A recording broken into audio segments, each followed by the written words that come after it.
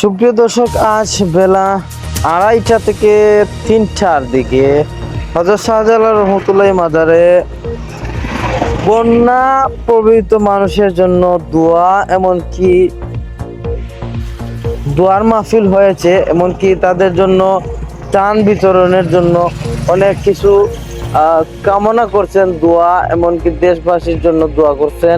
এমনকি যারা আছেন, যে যেখানে আছেন, সবাই কিন্তু সবার জায়গা থেকে দোয়া করবেন। এমনকি যারা বন্যা প্রভাবিত মানুষ আছেন, যারা ফেনীতে, এমনকি অনেক জায়গায় মৌলভীবাজার সহ বিভিন্ন জায়গায় আছেন, তাদের জন্য দোয়া দরখাস্ত করেছেন। এমনকি দোয়ার অনেক বড় মাহফিল করেছেন হযরত শাহজালাল রহমতুল্লাহি মাজার শরীফে।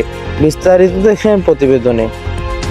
প্রিয় দর্শক, আসলে সাউন্ড ক্লিয়ার না থাকার কারণে আসলে অনেকের বক্তব্য নেওয়া যাচ্ছিল না, সেই ক্ষেত্রে আমি বয়েজে বলতেছি। এখানে অনেকেই বক্তব্য রাখছেন, অনেকেই অনেক কিছু বলতেছেন, এমনকি পরামর্শ করতেছেন যে বন্যা প্রভাবিত মানুষ যারা রয়েছেন, এমনকি ত্রাণ পাচ্ছেন না যারা, তাদেরকে ত্রাণ কিভাবে দেওয়া হবে, কিভাবে কি করবেন তারা, এই নিয়ে পরামর্শ, এমনকি দোয়া মাহফিল করেছেন হযরত শাহজালাল মাজার শরীফে।